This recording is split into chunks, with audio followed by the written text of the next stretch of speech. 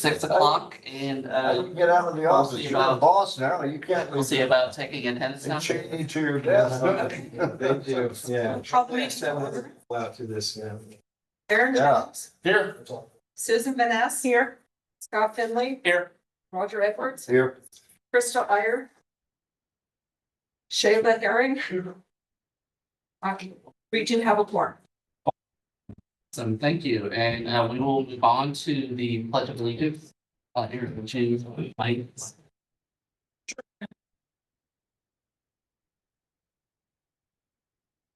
I pledge allegiance to the flag of the United States of America and to the republic for which it stands, one nation under God, indivisible, with liberty and justice for all. Move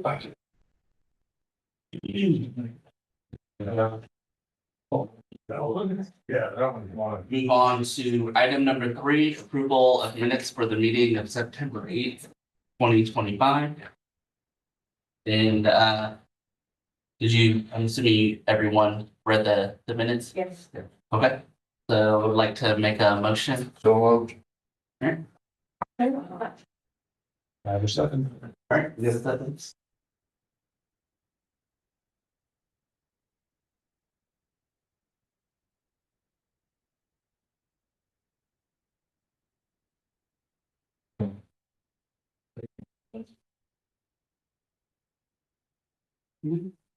So we get a second, so it is minutes are approved. And then we will move on to item number 4, general public comment. And have a comment from Tammy Holt still.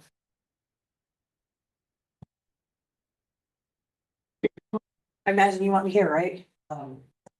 It does work. Does work? Thank you.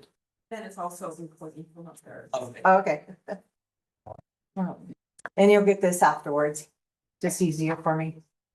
Tammy Holt still for the record. For whom it may concern, I have a letter of intent. I am running for Commissioner of District 5 as of today. I am readying my background. I have been married to George Still for since 2012, lived in Lemon Valley. He's owned his home for over 40 years. I started with the community and advocacy since 2017 when the flooding happened.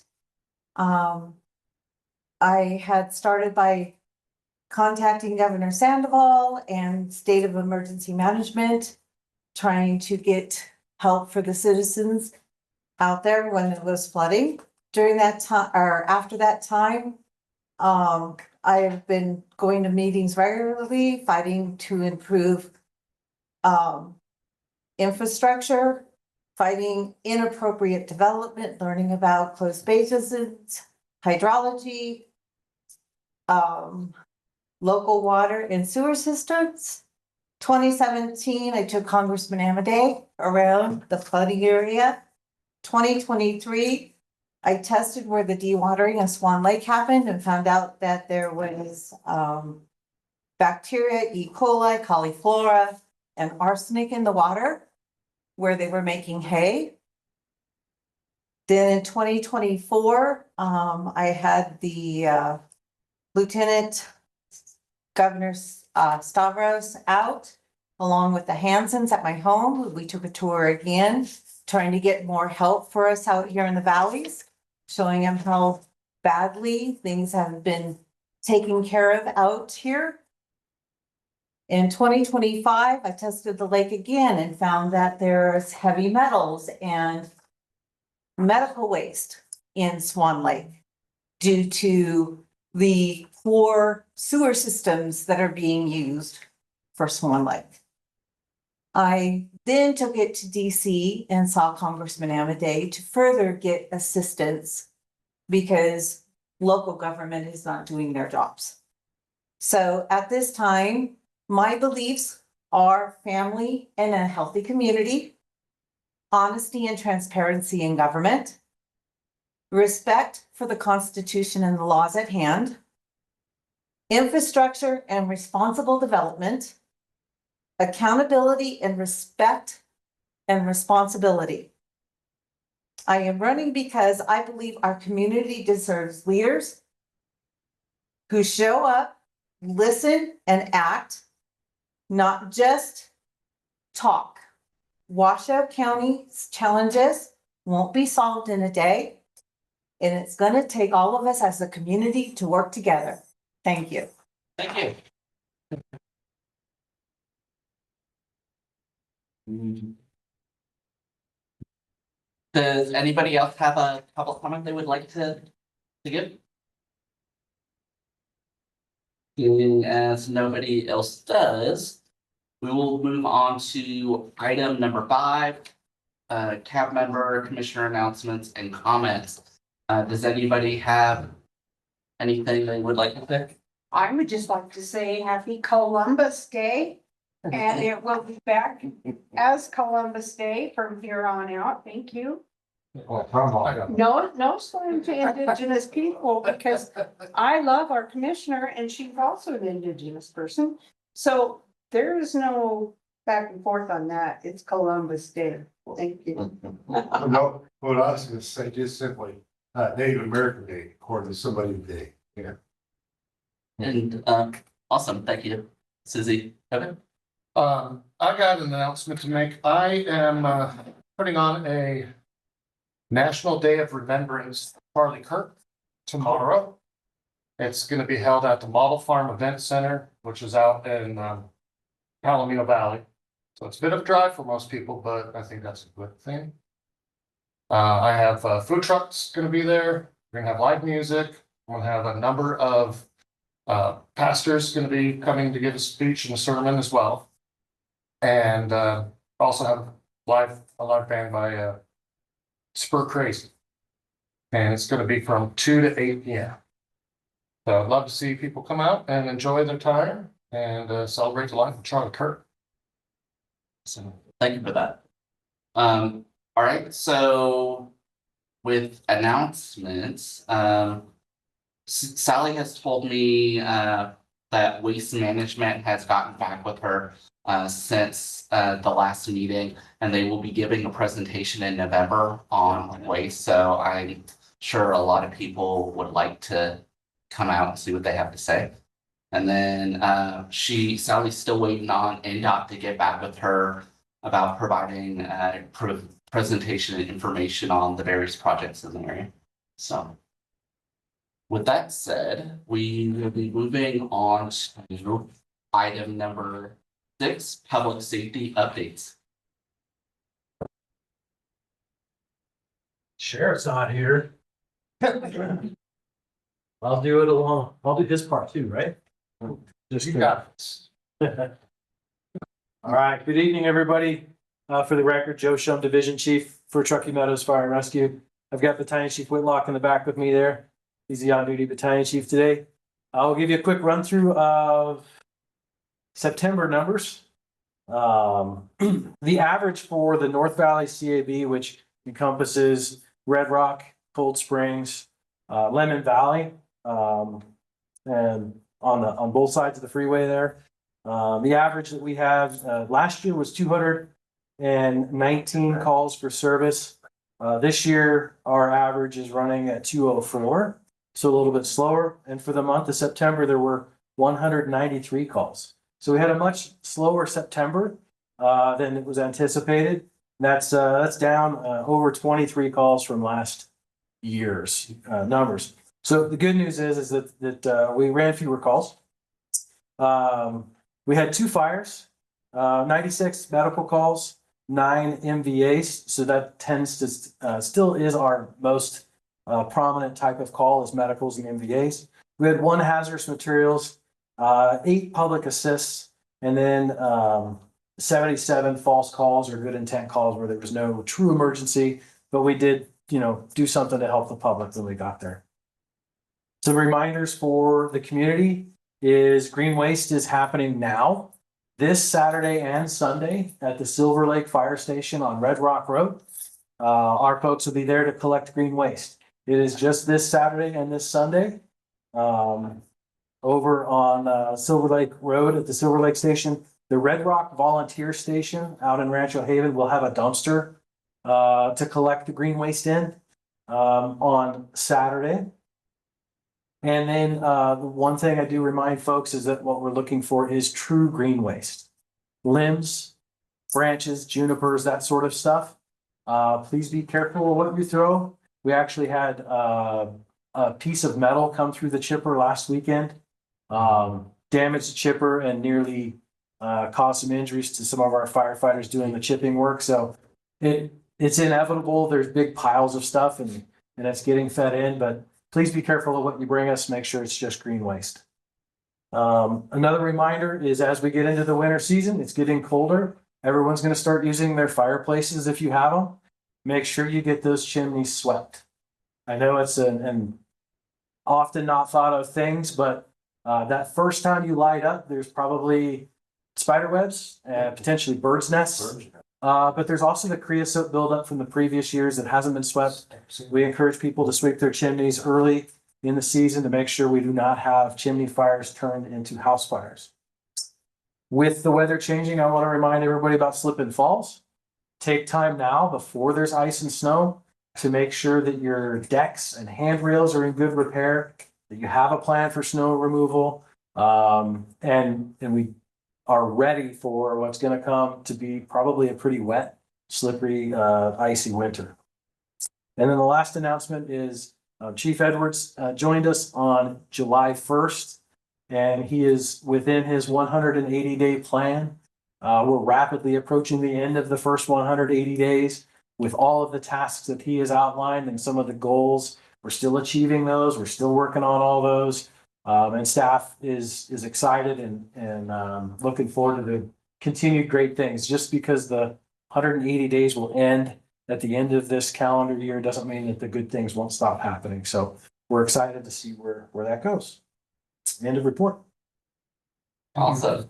Yeah, do you guys have any questions? Yeah, have you got any idea on how the explosion of multifamily homes in the back of Lemon Instead and all those areas have impacted the actual numbers in the area? That, the count being about the same, if the population has exploded, it means the calls actually dropped. Have you been looking at that as far as the head count goes? So you're talking like the average number of calls per household type stuff. No, the population period. Well, population growth is always going to bring us more calls. Yeah. We know that our motor vehicle accidents have gone up because the roadways are more crowded. We continue to plan to do the best we can, but our call volumes that we have year over year averages are right in that 200 a month. It has steadily grown over the years. If we look back, historically, I'd have to, pull up 2012, 2014 data to look at those numbers. We know that we average about a 3 to 5% increase per year total. Some of that's attributed to growth. Some of it's, just the sheer volume of folks that are traveling through town now. But yeah, we do watch those and we keep track of that for our crews. We make sure that we're trying to proactively make sure that we're available as much as possible. Yeah. Okay, thank you. Hi, Caitlin Finley. In the past, you guys have offered the wood chips for people. Is that going to happen again after the green waste, or how is that being handled? I'm not 100% sure.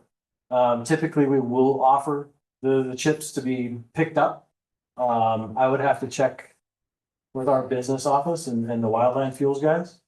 Feel free to give a call down, but I don't have that answer tonight. I'm sorry. I have a question for you. Do you keep track of accidents that you respond to, like in certain intersections and stuff? It's not a statistic that we follow and look for specifics. If we needed to pull the data, I'm sure we could, but it would take actually quite a bit for us to dive in and say this intersection was, X% of our motor vehicle accidents, this intersection. I did do a recent look for the RTC at like Sun Valley, for example. And, we showed that only about 40% of our accidents were on Sun Valley Boulevard. The rest of them are on surrounding streets and they're dispersed. So Not something that we typically track to look at specific intersections. Anecdotally, I think our guys would tell you what those intersections are, but the accidents happen all over the place. The reason why I'm kind of curious is just because of the new light, because of winter coming at, on Lemon just past military. That's right on the hill. I think that's going to be a very interesting location. We'll keep an eye on it. East or west? I mean, north or south? As you're heading, South. yeah, When it comes to Lemon Valley, in particular, instead, we share the area with the city of Reno. So I wouldn't know of every single call Right. that happens in that intersection, because sometimes Reno will take that call and sometimes we'll take the call. The intersection actually lies within the city of Reno, so they would predominantly take those calls, but with our agreements, we do help each other out, so. it's right at the new Bluth subdivision, that light. There's 20 new subdivisions in there. It's amazing. I must not get out very much, but I just drove Military Road just now and, It's the one Between Buck and military. between Buck and Military. yeah. That light right there is a hill. And it's going to be very interesting how that one is going to respond with snow. Yeah, wait till they do the development on the flip side. Does, Same as Brad. does anybody else have a comment they'd like to provide? Well, what I want to ask, Could you state your name, please? Earl Stemple, 55 Ramsey Way, Grand Valley. And the greenway stuff, you consider older tree limbs as part of that or not? It's any organic material, Okay. like limbs that generally speaking aren't gonna decompose on your property by themselves. Sagebrush, junipers, aspens, anything about the size of your thumb and up, we can chip. And no stubs, of course. Yeah, anything greater than about 8 inches, we can't chip, so that actually makes really good firewood anyway at home if you do have a fireplace, but.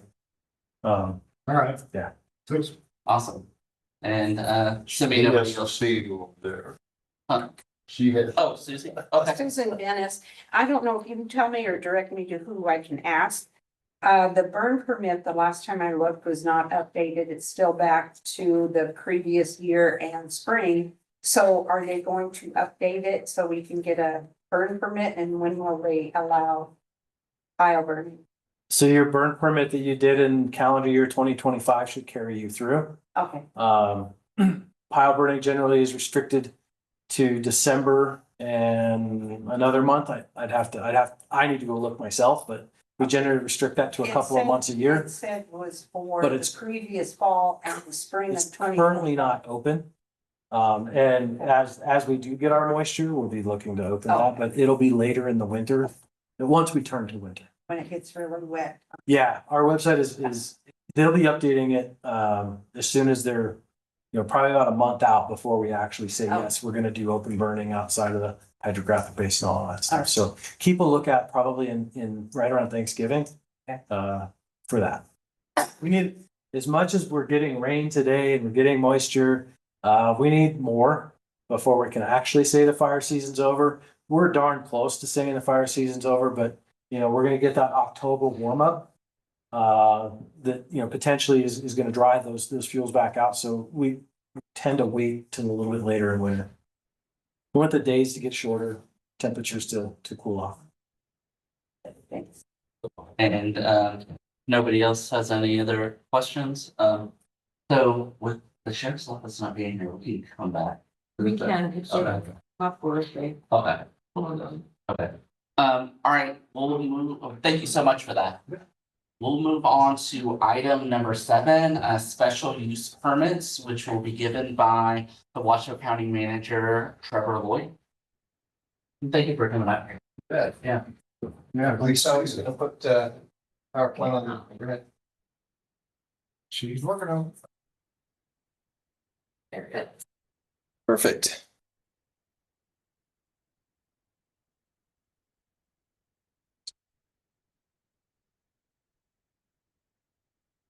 All right, I'll just go ahead and get started. Thank you for the invite. My name is Trevor Lloyd. I'm the planning manager with Washoe County. And I wanted to just briefly talk about the process, the development application process. I know we singled out special use permits, but if it's all right with you, I just wanted to talk about applications in general and how they start, how, what application submittal requirements we demand when we receive an application, and just talk about the process, if that's okay. So I'm not going to get into all development, not going to talk specifically about building permits, just discretionary applications, those types of applications that require public hearings or higher level of review than a simple building permit. And so what we have is just a matrix. These are all of the different discretionary applications that we process. We review about 15 or so a month. That's a pretty good average.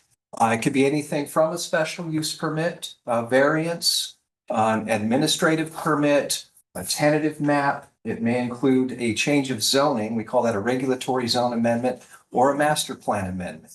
And depending on the type of application, it can be very complicated or it can be relatively simple. We tend to like the simple ones, but lately we've been getting a lot of really complicated projects. In fact, the most recent application was, no kidding, I'm not kidding you, a 1,500-page application document. That's quite a lot of materials for staff to go through. So again, these are the applications starting off with abandonments, administrative permits, all the way down to variances and everything in between. Not all of these require public hearing, but all of them are a higher level of review than just a building permit. Most of them, if not all, I think all of them require noticing of the neighbors. But there are a few like an administrative review process. That doesn't involve a public hearing unless there is an appeal. But that also involves noticing of the neighbors. And when we say noticing, we're talking about going out either 500 feet or 750 feet, depending on the type of use. Usually it's 750 feet. For example, a special use permit, we are required to notice 750 feet of the closest neighbors till we capture a minimum of at least 30 different neighbors. So.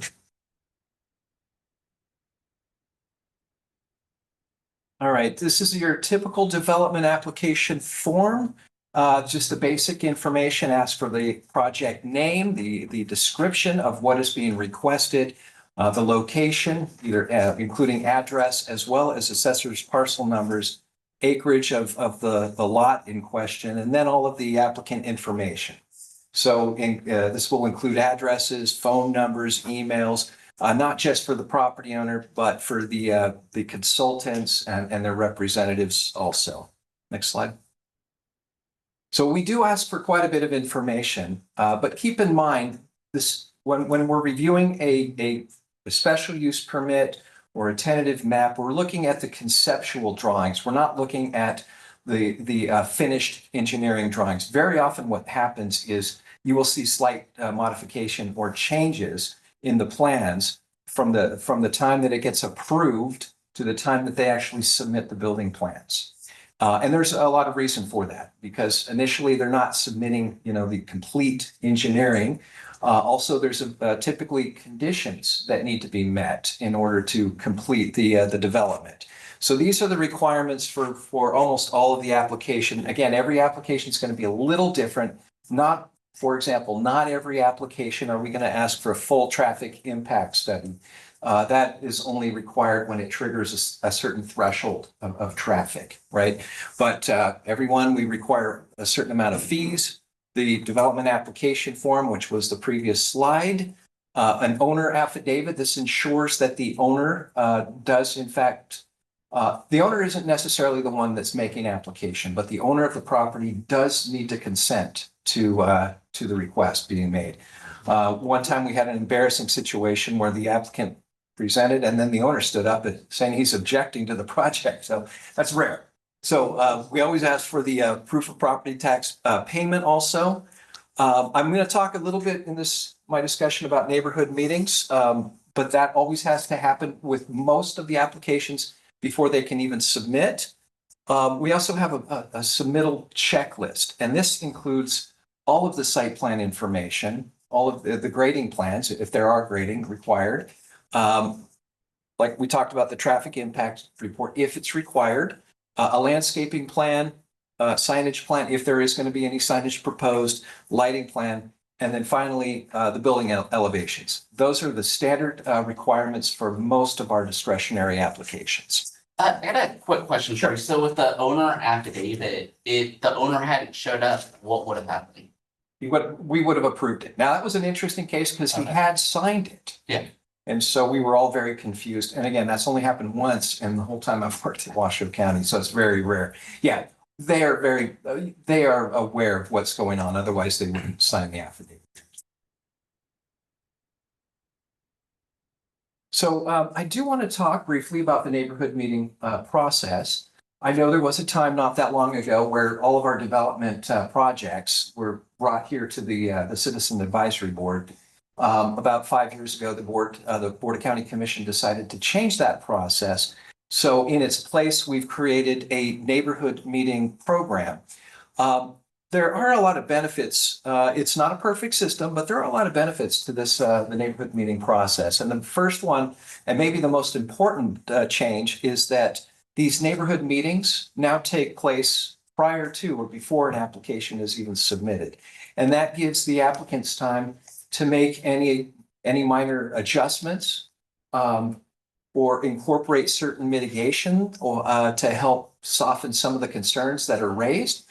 It also allows them to respond to a lot of the concerns.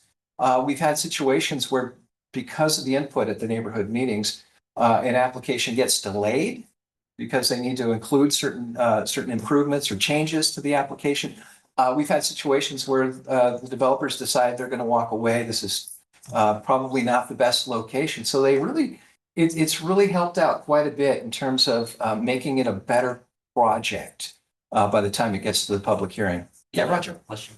How can you do all this modification that the public doesn't even hear about it? You know, you have a development that always came here, and because the community comes here. You know, if you have a special meeting and the general contractor is supposed to be putting on neighborhood meetings that nobody hears about. You know, unless we've stopped building, I've only heard of one or two, you know, plan amendment changes that Sally or somebody sends out. I've never heard about one building being built in my area, and I can drive around and see 100 of them. So if it doesn't get out to the public, how are they hearing anything? Well, first, we're not going to relitigate the whole process for whether or not it should go back to the cabs or not. That's not my decision. But what I can tell you is we do notice it's a requirement that each one of these neighborhood meetings get the standard notice. A minimum 30 of the closest neighbors are required to be noticed. We also send out what's called the C-mail blast. So if you all sign up to hear about any projects or any development or anything that's happening within your district, District 5, you will also receive an email to that effect. And we know that the notices are getting out there because most of these neighborhood meetings are well attended. Depending on how contentious a project may be, we may get numerous people. Some of the projects that are not so onerous, not so scary, we get very few participants. But in that regard, people are getting the notice. We know that because we get the audio, we get the sign-in sheets, and so a lot of people are attending. Also, I know it's a standing agenda item on this board and all the Citizen Advisory Board's agendas to discuss the upcoming neighborhood meetings as well. So if you have any ideas for how we can get more involvement or get the message out even further, we're willing to listen. Thank you. This is, I would recommend if you would save this as a favorite on your webpage and come and check it every so often. We list all of the upcoming projects that are going through the process. Let's go to the next slide, please. This will show you where to go. If you were to type in that email address, and we can go back to that if you still need it. And you can also get there through the washoecounty.gov/CSD. You can get there from that webpage as well. But when you get there, you would want to click on the neighborhood schedule, and that will take you to all of the upcoming projects that we have that are in the pipeline. Now, a lot of those projects, we list all of the projects until they get to the public hearing, and then we remove them from the site. Then we also list all of the upcoming meetings. So the upcoming events are also going to be listed. Many of them most of them are in person, but some of them if it's a remote location, they're probably going to be on Zoom. And so we offer both the Zoom option or the in-person meeting option, depending on the location. All right, next slide, please. This is also when you click on that last button, it'll bring you to this page. Again, this provides you the list of all the projects, and you can click on each one, and there will be a summary. The applicants are also asked to provide all the documentation. They'll typically provide site plans, elevations, just an overview of what they're proposing. There's also, we ask that they include the audio recording. So if you miss the meeting, you can go back and listen to the audio of the meeting from this webpage. There's also a pretty slick function here. You can hit the submit feedback, and every one of our projects that are uploaded to the neighborhood meeting site has a survey and an ability for anyone to provide comment.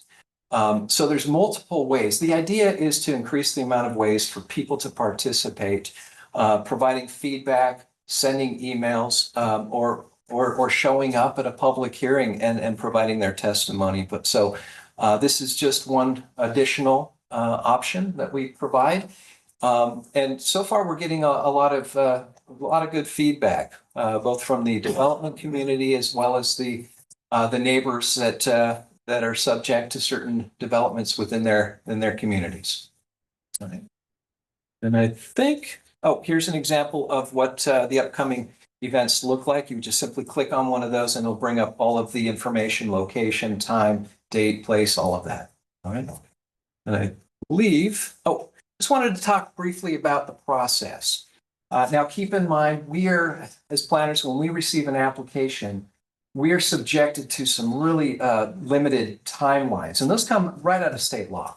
So when you get an application for a special use permit, for example, we're given about 60 days from the time we receive that application to hold a public hearing. And within those 60 days, there's a number of things that we do. We send out the application for review to all of our partnering agencies. And many times that's state, federal, local, county agencies. The fire department is always chiming in. We'll send it out to all of our the different folks.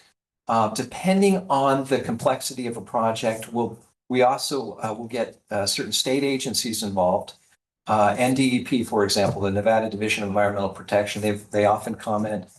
Traffic obviously is a big issue. So we get NDOT involved. We participate with RTC as well as Washoe County traffic engineers, because we know how important traffic issues are for all of our communities. I know it's a really big issue out here in the North Valleys, but it's not just the North Valleys that complains about traffic. We have that issue throughout the county. And so the idea is to go through this process and to mitigate potential impacts as much as possible. So, and again, I talked about the neighborhood meeting. That's the very first step. They go through that process, and then they can apply on the 8th of every month. That's our application intake day. We are also bound by state law and county code to notice the neighbors for every public hearing. The neighborhood meeting it's not a requirement. It's not a code requirement. It's not state statutory requirement to hold the neighborhood meeting or to notice, but it is, we have built that into our process, and the development community knows their obligation is to notice the neighbors and utilize the same mailing list that we would use for the public hearing. So before any public hearing, we also notice that meeting, the date, the time, the place, and the description of the project. And then the staff report is published, and about a week before any public hearing. And when I say public hearing, we oversee really 3 boards. within planning. Our planning commission, the Board of Adjustment, and then our parcel map review committee.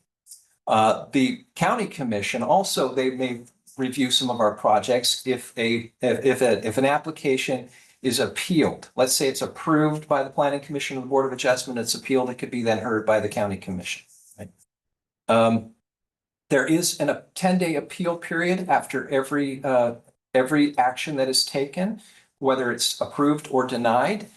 So whether it's an impacted neighbor or the applicant themselves, as long as they have standing, they're eligible to appeal an action, and that appeal period is always 10 days from the date of that action, right?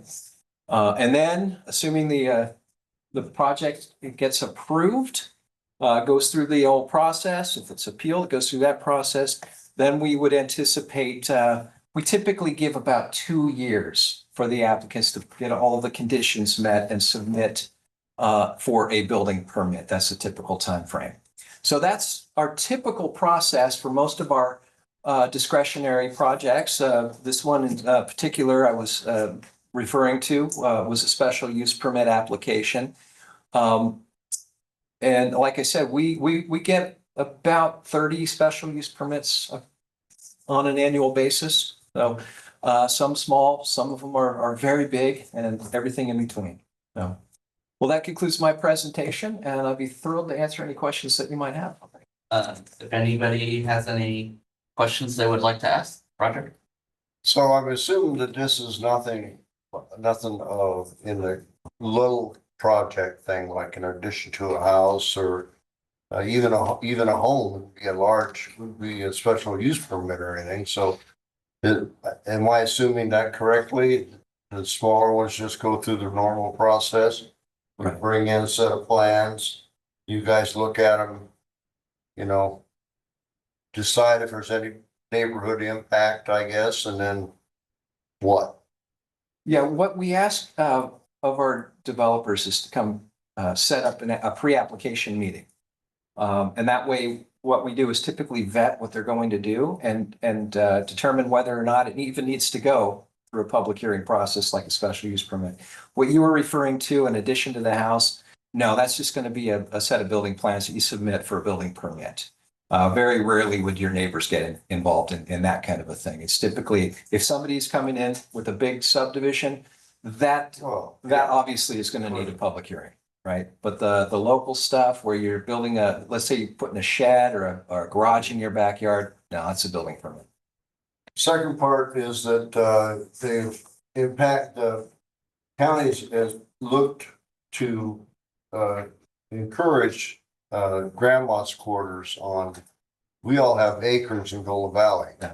So if you're gonna put a grandma's quarters on or something, is it still at half the square footage of the primary home, or how does that work? It is. We are currently looking at, we're revisiting that section of code. But for the time being, it is 50% the size of your main residence. And that's for an attached or a detached accessory dwelling, either one. So, But the problem is you are making it a minimum detached of 1,000 square foot minimum house, right? no, we've taken away the minimums. There are no minimum sizes, right? So a person with a 1,500 square foot house can still put, say, 1,000 square foot grandma's quarters or something on? It still has to meet the 50%. So if they have 1,500 square feet, you're What looking did you at. take away? You just told me you took that away. No, okay, I'm sorry. When you said minimum, there was at one time, we did have a minimum So you size. 725 square Correct. foot addition? Correct. Really? Wow. Yeah. Okay. Thank you. I got a question. How much knowledge do you have on the lithium battery plant that was supposed to come here to the state airport? I don't have a lot of detail. In fact, that's what you're talking about is a project in the city of Reno. And I know it's gotten a lot of attention. And so it's actually, it has spurred a good deal of discussion about this idea of you know, these types of projects and where they belong, right? Whether or not they belong near residential or, you know, yeah, I get it. I hear what you're saying. Well, I'm glad it failed, Yeah. but I had the opportunity to meet the guy who was developing it. And he disclosed to me how much the city was keeping him from having to discuss it with the public. Keeping him from it? Yes. Hmm. Certain commission. That's interesting. Again, I can't speak for the city. I'm with the county. You had a follow-up question. Yeah, I got a follow-up. Although I thought that Stead was trying to be developed as sites for projects like that. Is that not what's been going on, or? Again, I can't I know speak for what's it's not- happening in the city. I know there's a large industrial. I think you're right. We're gonna see more industrial right here where the Yeah. airport is. And I know that that's been in the works for a long time, but I am by no means the expert in city. All right, never mind, thanks. And does anybody else have a question? I know. Pearl Stemple, 55 Ramsey Way. I'm down. So I was under the impression special use permits also covered, we have a problem out here with the growth. I don't know the correct word to use, I'll just lay it out calm. We have a lot of people party out here, that's golden idea. We're under attack for that kind of thing. I know for a fact, last 5 or 6 years, I was not fully retired with long hours. There is no way Washoe County nor City of Reno has made any plan that I know of. I'm badly mistaken. They have not set nothing up for those folks to have to follow through some kind of cursory plan or something if they have a big event. And have events on Ramsey Way. I don't know if you're familiar enough with the neighborhood. The kind of folks that moved in here, granted, it's all cool. Most of them pay attention, with a lack of respect for their neighbors is getting way out of line. So if you're not the guy that's representing that, who is that person? Well, I think it depends on the type of event you're talking about. Are these parties? Are these just people gathering to have a great big party? Or is it maybe a commercial event? Because we do regulate the commercial events. Anything over 100 people, they are required to get an event permit through Washoe County. So I would suggest to you, take back your folks, whoever it is. You need to address that, because some of these events that are just in my area, my corner up here, off of Lemon Drive and all that. I know for a fact there's more than 100 people. Not only that, on Lemon Drive, as you're going into town on the right-hand side, I don't know who the folks are, bought a piece of ground, spent all kinds of time fixing it up. Damn sure there's more than 100 people there. I've seen vehicles, probably close to 500 there. I know how many people are in that, and I'm all about people, cultural, all that kind of thing. It's golden. But if it's not taken care of now, you weren't here at the meeting. We've had problems with other events. Like there was a deal going on with the side-by-sides, doing some kind of deal that go from here to Dog Valley. The impact on this area is nobody seems to pay attention till it's too late. So I don't know who we have this going on. I became part of this 2 years ago, one time. Oh, I found out all of a sudden, we're gonna fly drones out of Stead Airport. That meeting. Was I notified about that? Lastly, I just got a deal in my mail, something about environmental from the county, septic / whatever. And they want us to go down there. It's supposed to be the first ones today. I can tell you all about it. I was at that meeting. Yeah, that's nuts. To say, okay, you're up here. And all of a sudden you get told, not enough notice that anything's going on about septic and all that. This needs to become individual. These folks up here, I greatly appreciate what they do. But I've lived here 25 freaking years in the same property. Washoe County has failed mid about being in the telling the citizens what's going on. And you guys can hide down there below 9th Street and all that, but coming up here, this is the only alternative we have. Thank you for that input, Earl. Actually do have questions, I guess a little bit more easier. With the application process on slide 10, you have 8 steps, and the first step is neighborhood meeting. And you said that you guys are not required to do that. So what made you guys decide, hey, we're gonna do neighborhood meetings? Like when, like, was it 10 years ago? Like how far back does that go? It goes back about 5 years. I think we started the discussion of maybe 6 years ago. But it's been in place since about, well, a little less than 5 years, about 2021 is when we started our first neighborhood meetings. Mhm. And there was a lengthy the county commission decided to remove development projects from CAB meetings. Mhm. And so the neighborhood meeting was the logical replacement for that. And so again, that was the genesis for, Mhm. and really the idea was to promote this idea of really focusing on that project within the neighborhood that it's going to affect the most. And the idea is to set up an in-person meeting as close as possible to the nearest public facility to that location and get as much feedback from the immediate neighbors, the folks that are going to be most impacted by a potential development. Mhm. All right, and I guess another follow-up question by Rucker. Yeah, sorry, just rattled my brain a little bit. You know, the homes on the Gun Streets are, the groundwater level is above the level of our septic system. So what are we gonna do when those start failing?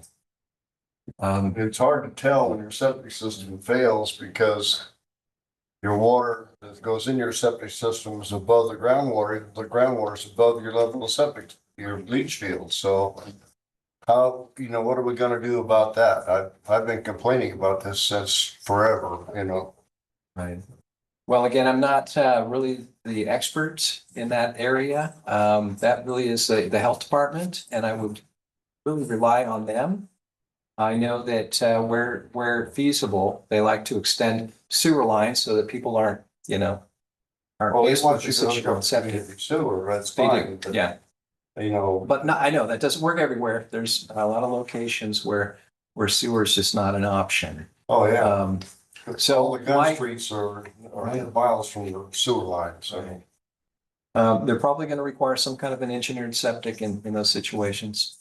But I can't speak to that. I'm by no means a Well, septic expert. what I'm talking about is if they're gonna, there's not very many lots that aren't already built on, but if somebody's gonna put a new home on one of those lots, that are down there, they're below the water table. If it's a new development and it's a high water table, what we see in Washoe Valley, for example, You is can that see right now in the new development in Gola Valley. I know the one you're talking about. Yeah, luckily that's on sewer. So they're not. They are. They are. The groundwater table is, you can see. I understand that. And where they can connect to sewer, they will. If it's new development, health is going to require some kind of an engineered septic. All right, Thank you. well, we have one more in the back. Danny Cleus from American. How long does the developer have, once he has his okay, to build his stuff? It really depends on the type of application that we submit it for. Typically for a special use permit, and it's actually in code, it's 2 years. If they request more, that can be granted by the Board of Adjustment or the Planning Commission if he's requesting more time and provide some justification.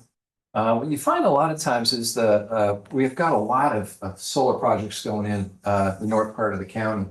And projects like that require a special use permit, and they'll come in and ask for additional years, knowing that there's a lot of, work that they need to do, work with NV Energy and the PUC and all of the different folks, and getting the financing in order, getting the necessary easements for transmission and that. So that, it's very typical for a project like that to receive up to 5 years from the time that they get approval, but typically it's 2 years.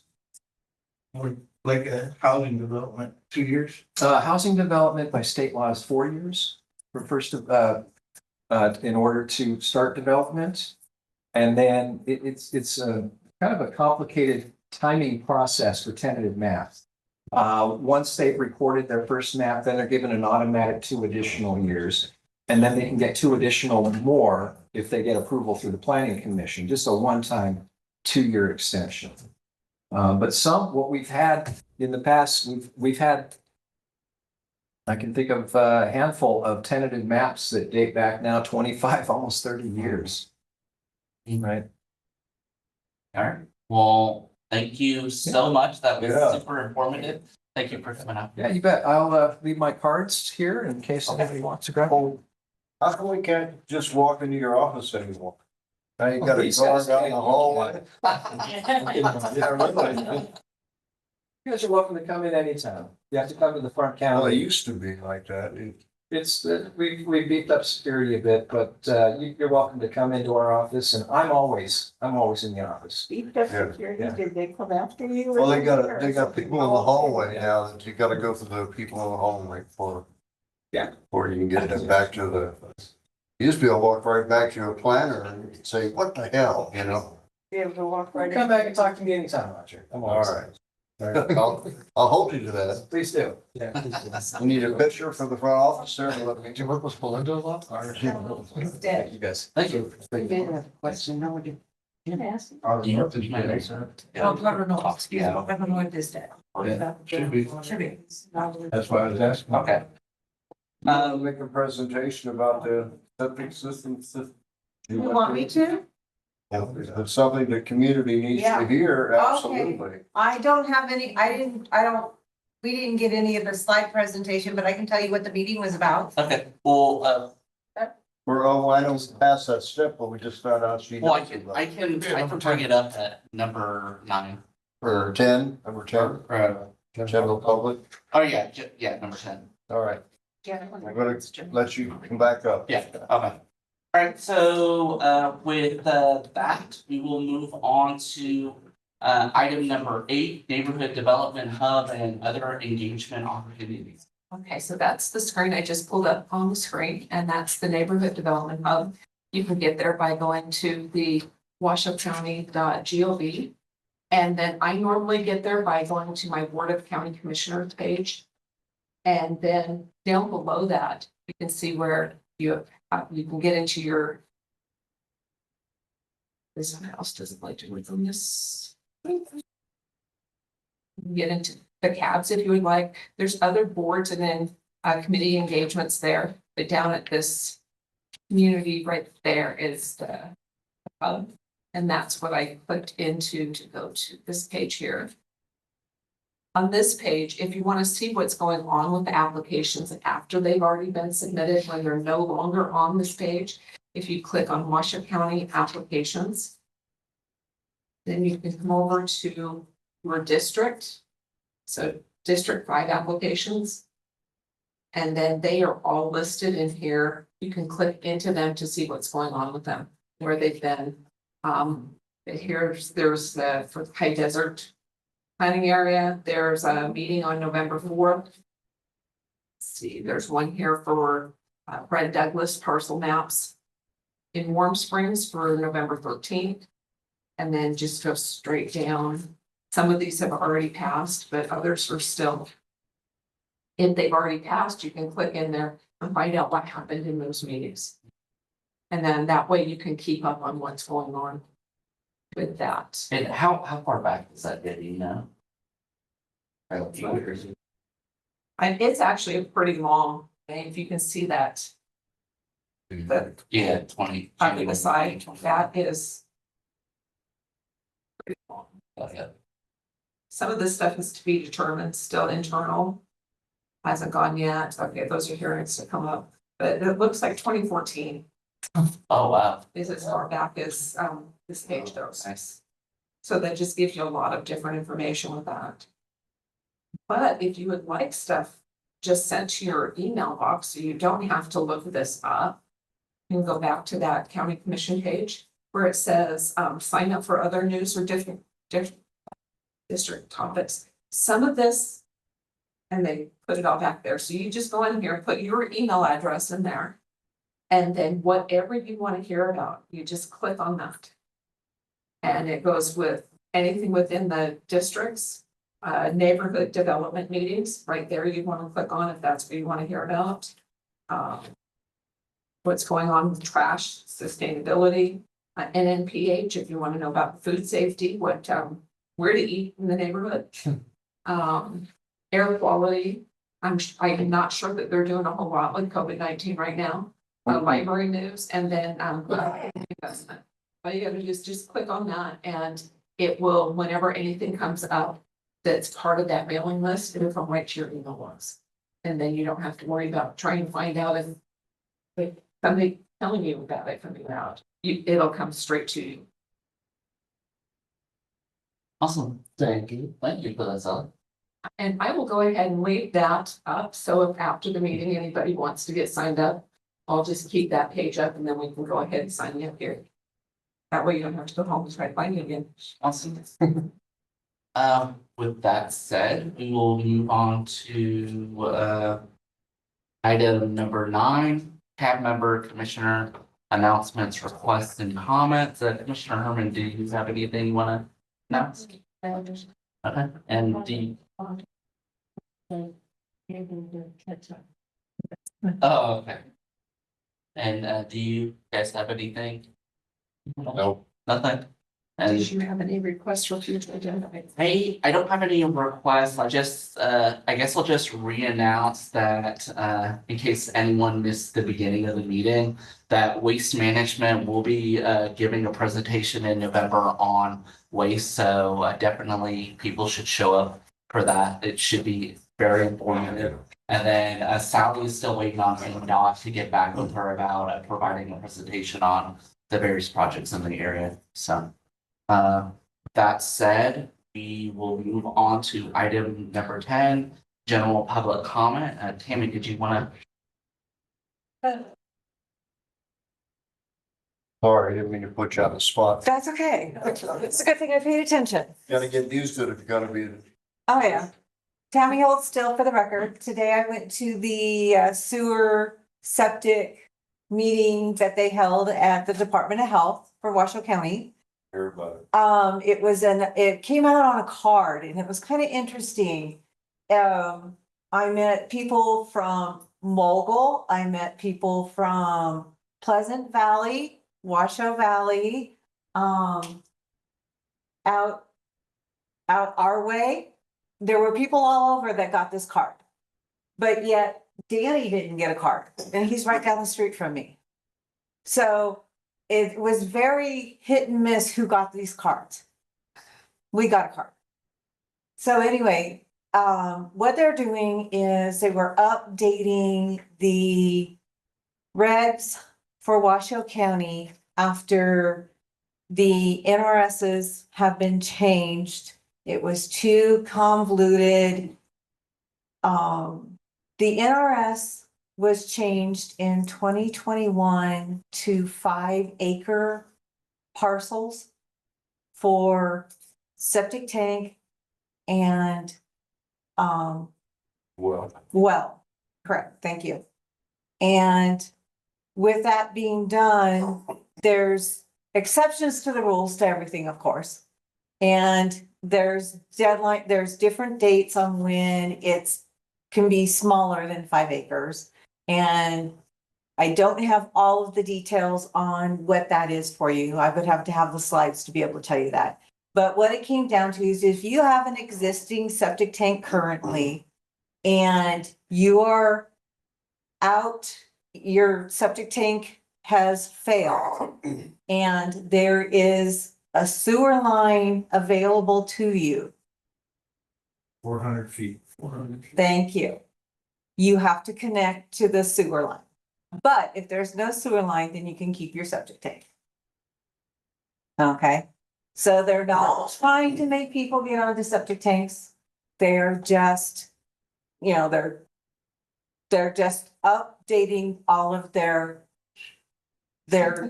details. All the details in the regulations is pretty much what it was. They were cleaning up their verbiage. So that's pretty much what it was, but in the process, my main reason to go there, I thought, oh, great, they're just trying to get rid of, they're trying to make us all go on to sewer. Well, out here, of course, there's no room for any of us to go on either one of the septic tank or the sewer systems out here because they're, Lake out here. yeah. So,